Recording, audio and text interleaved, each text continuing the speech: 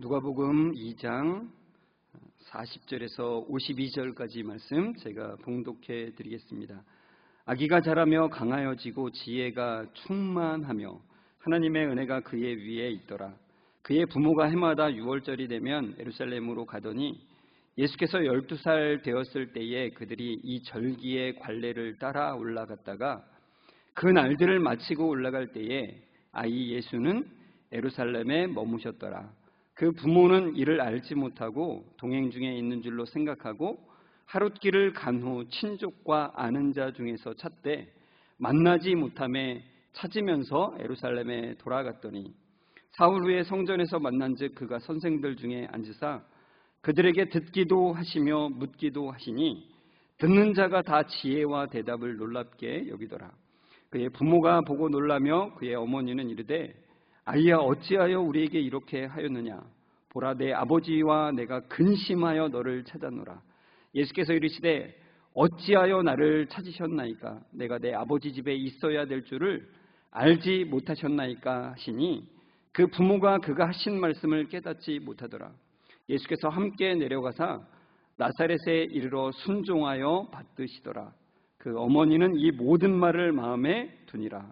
예수는 지혜와 키가 자라가며 하나님과 사람에게 더욱 사랑스러워 가시더라. 아멘. 우리 옆 사람과 인사하겠습니다. 성도님 말씀에 은혜 되세요. 이렇게 인사하겠습니다. 네, 말씀에 커다란 은혜가 되시기를 주의 이름으로 축원합니다. 요한복음 1장 14절에 보면은 이런 말씀이 있어요. 되게 우리 잘 아는 말씀인데 같이 한 목소리로 읽겠습니다. 말씀이 육신이 되어 우리 가운데 거하심에 우리가 그의 영광을 보니 아버지의 독생자의 영광이요 은혜와 진리가 충만하더라. 아멘. 여러분, 예수님은 태초부터 하나님과 함께 계셨던 영원하신 말씀입니다. 영원한 하나님이시라고 하는 뜻이죠. 하나님이신 예수님이 육신이 되어서 우리에게 하나님의 영광을 친히 보이셨어요. 그가 오심으로 우리는 은혜와 진리가 충만하게 되었습니다. 그러니까 여러분, 하나님이신 예수님을 우리가 생각하다가 갑자기 아기이신 예수님, 그리고 어린이이신 예수님, 그리고 청소년이신 예수님을 이렇게 생각해 보면 왠지 안 어울리다라고 하는 생각이 좀 들어요. 제 아들이 이제 청소년이 돼가지고 사춘기에 들어가서 감정이 이리 갔다 저리 갔다 이렇게 하는 걸 보면 예수님도 그랬나 뭐 이런 생각을 이제 한번 해보는 거예요. 상상으로. 그리고 뭐 어린이 시절에 이제 제 둘째 아들이 이제 12살인데 그 둘째 아들 같은 나이에 예수님이라면 그렇게 장난도 치고 보통 이제 뭐 막말로 땡깡을 부린다고 하잖아요. 땡깡도 부리나 뭐 이런 생각들을 하면은 뭔가 좀 이게 뭔가 매치가 되지 않는 듯한 느낌이 이제 드는 거죠. 근데 이제 분명히 성경은 우리에게 말씀하고 있는 거예요. 우리가 아까 읽었지만 함께 다시 한번 읽을까요? 누가복음 2장 40절 읽겠습니다.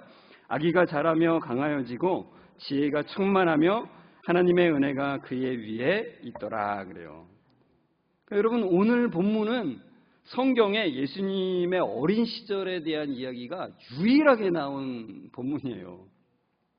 그러니까 누가복음은 특별히 사복음서 중에서 예수님의 인자로 오심, 그 완전한 사람에 대한 것에 포인트를 두고 있기 때문에 특별히 이야기를 다루는 것은 어떻게 보면 사복음서 중에서 가장 당연하다라고 볼 수 있습니다.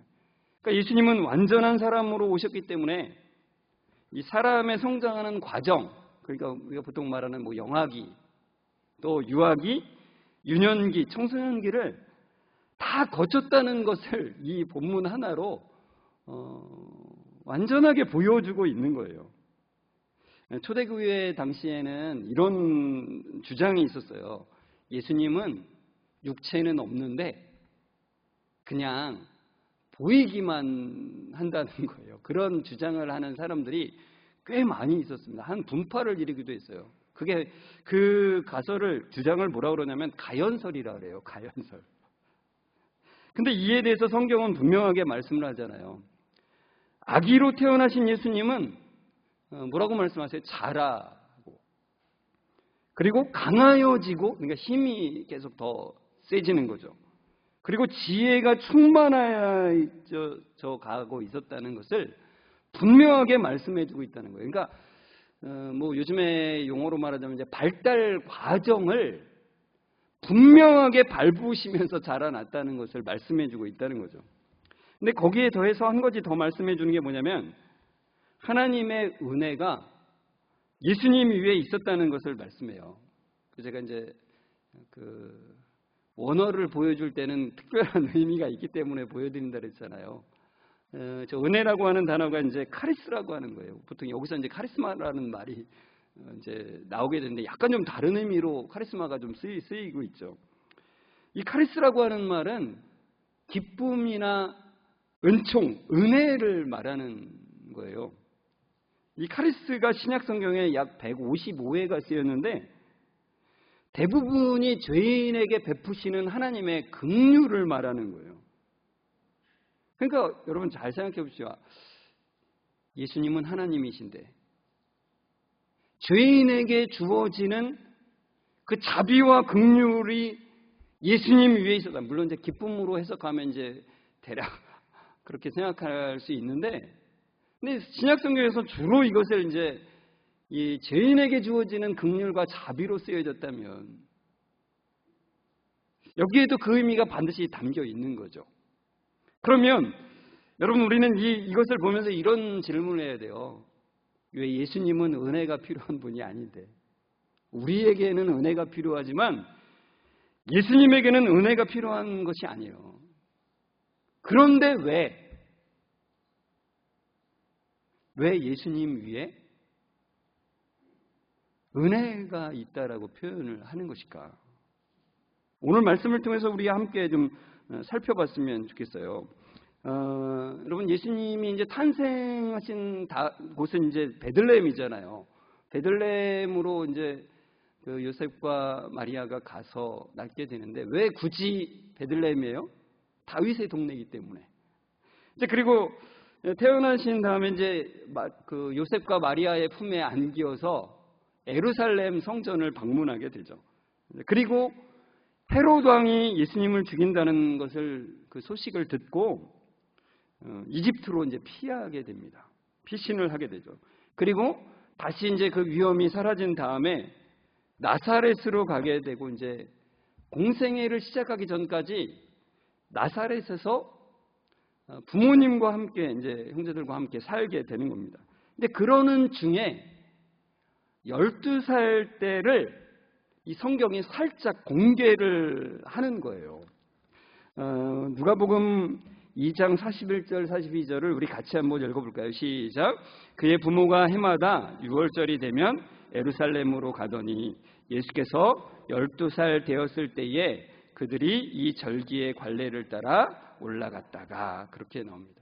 그러니까 여러분 예수님은 유대인으로 오신 거잖아요. 그래서 유대인의 가정에서 태어나셨기 때문에 유대인으로서의 삶을 사셨습니다. 당연히 율법을 배우고 율법을 암송하고 율법을 지키면서 사셨습니다. 그러다가 12살 때에 6월절을 맞이해서 가족과 함께 예루살렘에 올라가게 되는데 유대 사회에서는 이 13세라고 하는 나이가 중요해요. 이 13세의 나이가 되면은 이제 사회 구성원으로 인정되는 의식을 거행하게 되는데, 이제 그것을 준비하기 위해서 보통 1, 2년 전에 뭐 6월절 같은 때 올라가서 그것들을 준비하는 시기라고 해요.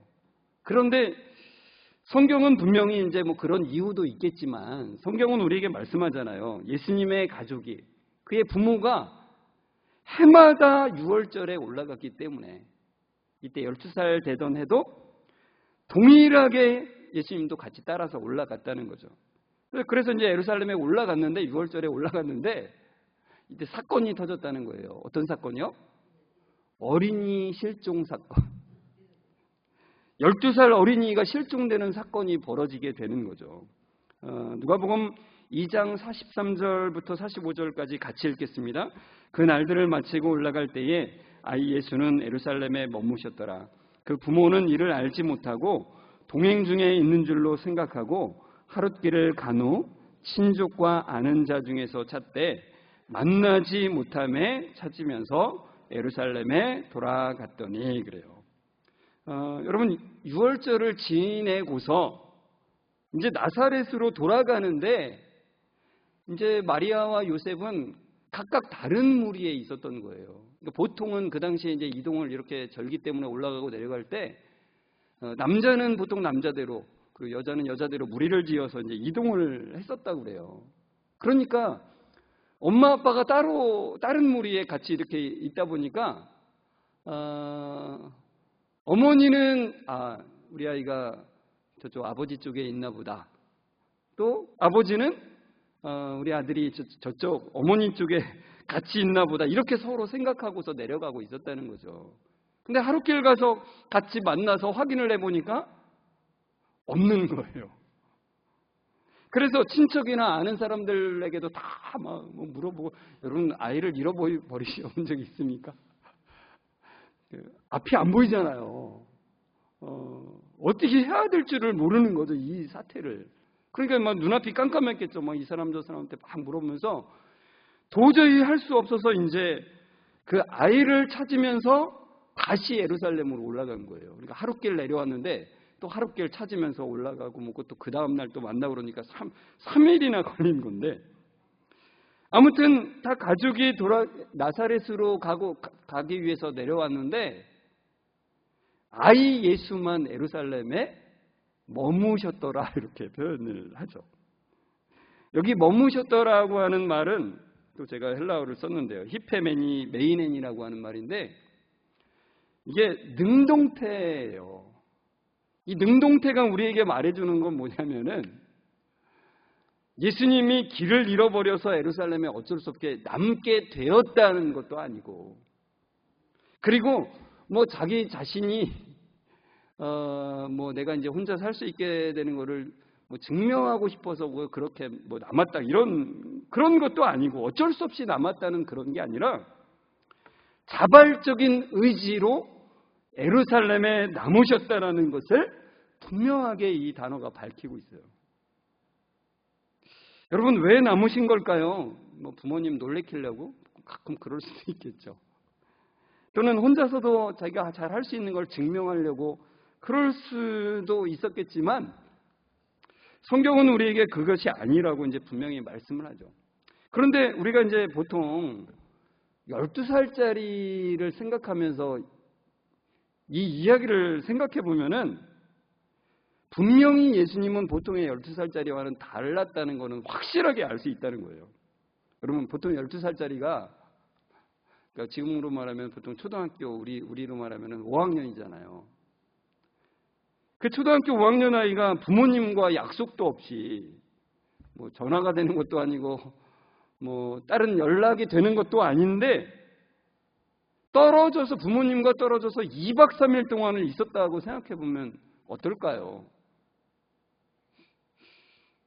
참 쉽지 않은 상황이죠. 그죠? 눈앞이 캄캄하고 참 쉽지 않은 상황일 텐데, 이제 나중에 이제 요셉과 마리아가 그토록 찾던 아이 예수님을 성전에서 만나게 되는데, 만났을 때 보니까 어떤 거예요? 야, 우리는 그냥 이틀 동안 그냥 걱정해가지고 그냥 막 눈앞이 캄캄하고 막 힘들었는데, 그 당사자는 아무렇지도 않게 뭔가를 하고 있는, 마음의 요동이 전혀 없는 그런 상태라는 거예요. 여러분 요셉과 마리아가 그 아들을 찾았을 때 그 아들이 뭘 하고 있었다고요? 네, 우리 같이 한번 읽어보겠습니다. 누가복음 2장 46, 47절 읽겠습니다. 사울의 성전에서 만난즉 그가 선생님들 중에 앉으사 그들에게 듣기도 하시며 묻기도 하시니 듣는 자가 다 그 지혜와 대답을 놀랍게 여기더라 그래요. 그러니까 아이 예수님은 선생들과 같이 있었어요. 그 선생들은 바로 율법에 정통한 이들인 걸 알 수 있어요. 기가 막히게도 그들과 율법에 대해서 묻고 답하고 있었던 거예요. 그러니까 뭐 보통의 12살짜리라면 구석 쪽에 앉아서 야, 저분들 하는 말 정말 대단하네. 야, 놀랍다. 뭐 존경스럽다. 내가 이제까지 배웠던 것보다 훨씬 더 깊은 얘기들을 하는구나. 내가 근접할 수도 없구나. 뭐 이런 것들을 생각할 텐데 예수님은 구석에 앉아서 그들을 막 물끄러미 바라보거나 부러워하거나 그렇게 바라보고 있었던 게 아니라 오히려 반대였다는 거예요. 거기에 있었던 율법에 정통한 그 선생들이 예수님의 말을 듣고서 다들 그 예수님의 지혜와 대답을 놀랍게 여겼다는 거예요. 그러니까 여러분 우리가 이 장면을 보면서 야, 예수님 12살인데 빨리 자라셨네. 참 되게 조숙했다. 뭐 대견하다. 뭐 이런 것을 말씀이 우리에게 말씀해 주는 게 아니라고요. 그러니까 이 말씀은 우리에게 뭘 말씀해 주고 있냐면 예수님은 어린 시절에도 동일하게 하나님의 아들이셨다는 거예요. 그러니까 여러분 예수님이 공생애 때에 사람들에게 말씀을 전하면은 사람들이 예수님의 말씀에 놀랐잖아요. 물론 이제 반대하고 뭐 돌 던지고 뭐 그런 사람들도 있었지만 진짜 그 말씀을 듣고자 원하는 사람들이 들으면 놀랄 수밖에 없는 거죠. 그러니까 마찬가지로 그와 똑같이 이 12살 되신 그 예수님의 말씀을 듣던 그 율법 선생들도 겉으로 보기에는 너무나 어려 보이는 이 아이로부터 나오는 말이라고는 도저히 상상할 수 없는 너무나 놀라운 말씀이었다는 거예요. 그러니까 12살짜리인 것 때문에 놀라는 것도 있지만 더 중요한 건 뭐냐면은 이런 말씀은 그 어디에 가서도 들을 수 없는 말씀이라는 거예요. 그 누구에게도 들을 수 없는 놀라운 지혜와 대답이라는 것을 그들이 알았기 때문에 놀랐다는 거예요. 여러분 이 장면을 본 요셉과 마리아가 어땠다고요?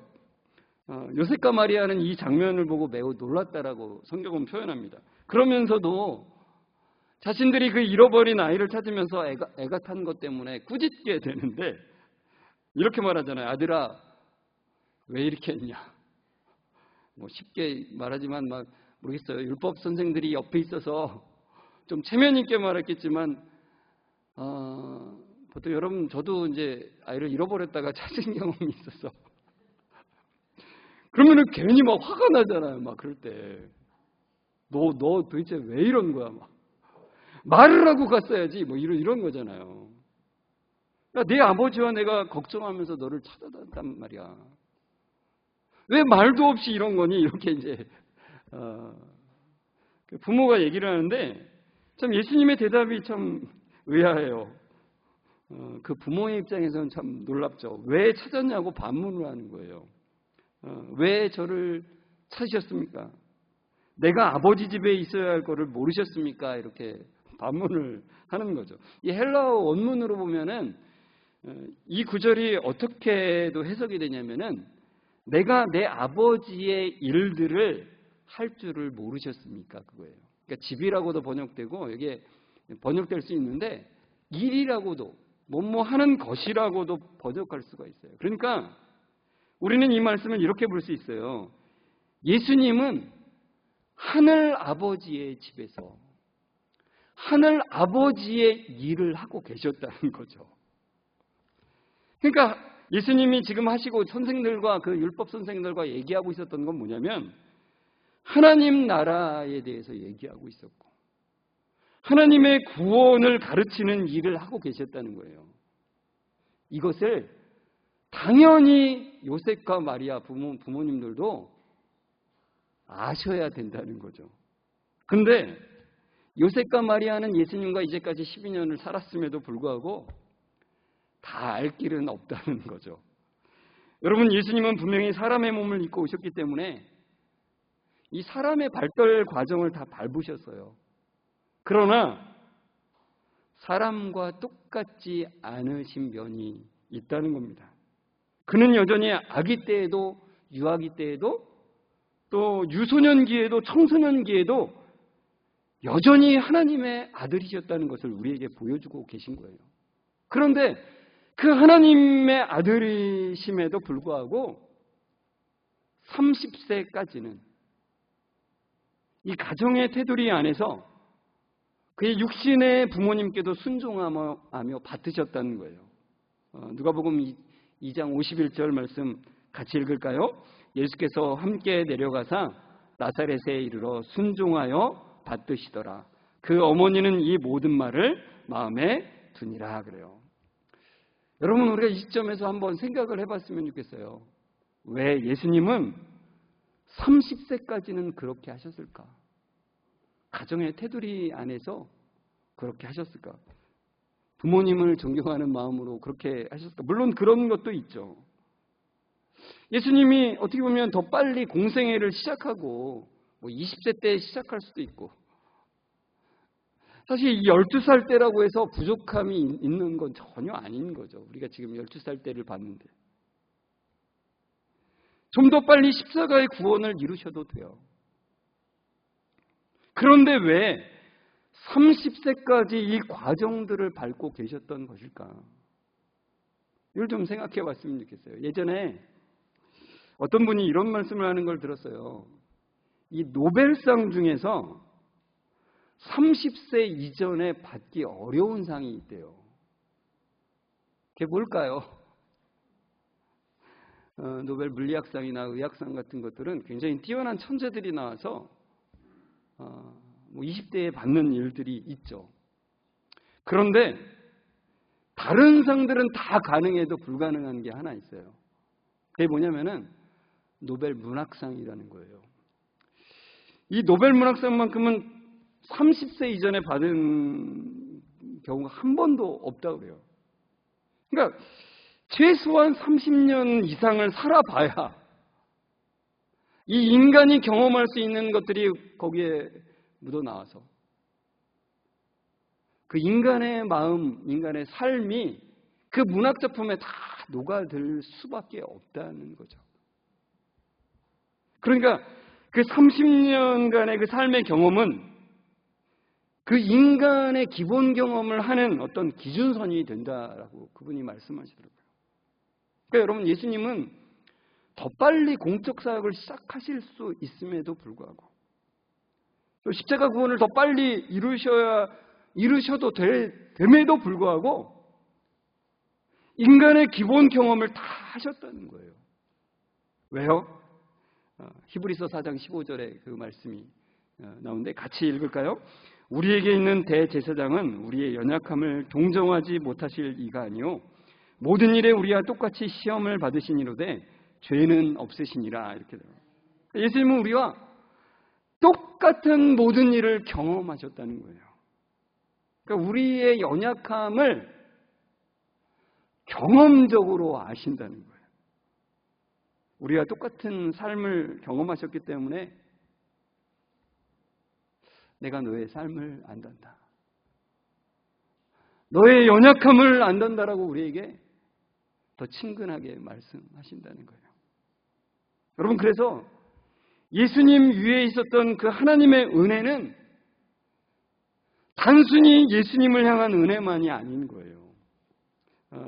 우리가 읽었던 그 말씀의 마지막 절이죠. 누가복음 2장 52절에 보면 이렇게 돼 있잖아요. 예수는 지혜와 키가 자라가며 하나님과 사람에게 더욱 사랑스러워 가시더라 이래요.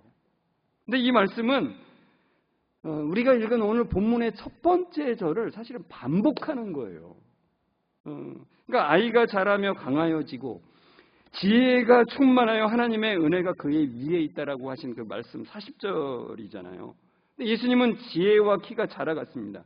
그리고 하나님과 사람에게 기쁨이 되고 52절에 사랑스러워 가시더라 이렇게 말씀하는데 이 사랑스러워 가시더라고 하는 이 말씀이 이 40절에 은혜와 똑같은 말이에요. 단어는 똑같은데 그걸 사랑스러워 가시더라라고 해석한 거죠. 번역을. 그러니까 똑같이 이 52절도 하나님의 은혜가 예수님 위에 있었다는 것을 표현하고 있다는 것입니다. 여러분, 예수님 위에 있었던 그 은혜는 단순히 예수님을 위한 것이 아니었습니다. 그 위에 있었던 그 은혜는 예수님을 따르는 자들에게 부어질 은혜라는 거예요. 그게 어떤 은혜예요?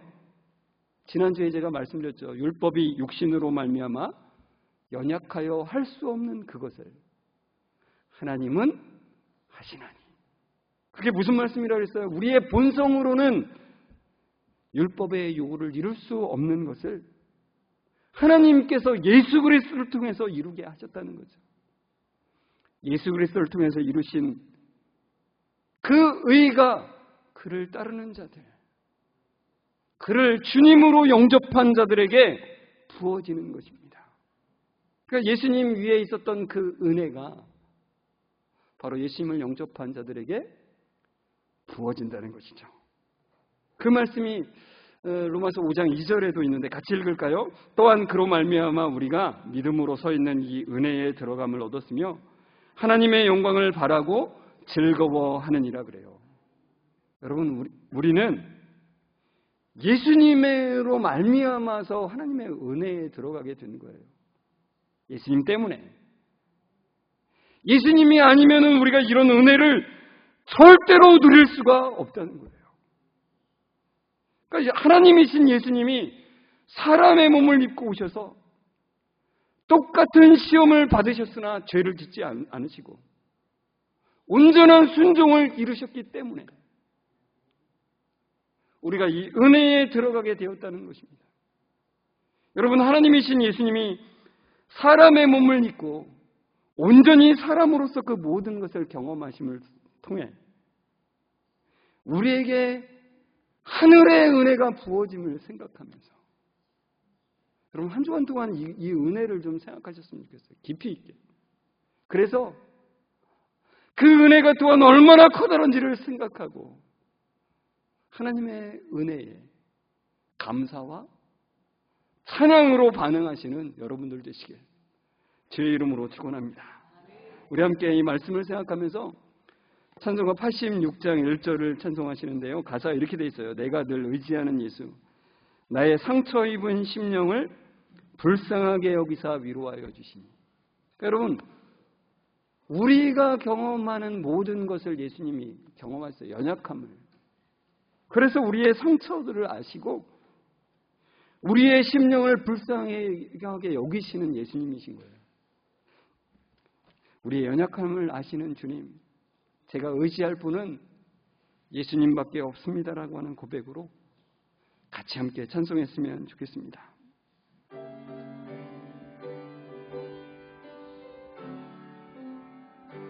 내가 늘 의지하는 예수, 나의 상처 입은 심령을 불쌍하게 여기사 위로하여 주시니 미쁘신 나의 좋은 친구, 내가 의지하는 예수, 나의 사모하는 친구, 나의 기도들을 응답하여 주시니 미쁘신 나의 좋은 친. 다시 한번 찬송합니다. 내가 늘 의지하는 예수, 늘 의지하는 예수, 나의 상처 입은 심령을 불쌍하게 여기사 위로하여 주시니 미쁘신 나의 좋은 친구, 내가 의지하는 예수, 내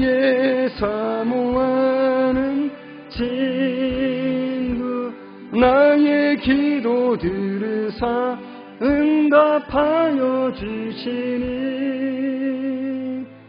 미쁘신 나의 좋은 친구.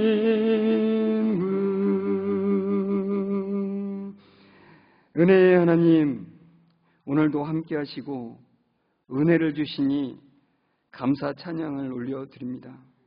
예수 그리스도를 이 땅에 보내주셔서 하나님 정말 감사드립니다. 하나님이심에도 사람이 되셔서 인간이 거치는 모든 발달 과정을 밟으시고 모든 시험을 우리와 똑같이 당하심으로 우리가 이룰 수 없는 율법의 요구를 모두 이루게 하셔서 감사드립니다. 우리의 모든 연약함을 경험적으로 아시는 주님, 우리와 함께 하시니 감사합니다. 예수님 위에 있는 그 은혜는 우리에게 부어지는 은혜임을 보고 또한 하나님께 감사 찬양을 올려드립니다. 하나님, 우리 성도님들 한 주간 살아가는 동안 더욱더 그 은혜가 마음과 삶의 울림이 되게 하셔서 더욱더욱 은혜를 구하며 하나님을 바라보는 삶이 되게 하여 주옵소서. 하나님이시지만 우리의 모든 질고를 겪으신 예수 그리스도의 이름으로 감사하며 기도드리옵나이다. 아멘. 우리 주 예수 그리스도의 은혜와 하나님의 사랑하심과 성령님의 교통하심이 하나님이시면서 인간의 질고를 모두 겪으신 그 은혜를 생각하며 나아가는 우리 모든 성도들과 그 가정 위에 지금부터 영원까지 함께 있을지어다. 아멘.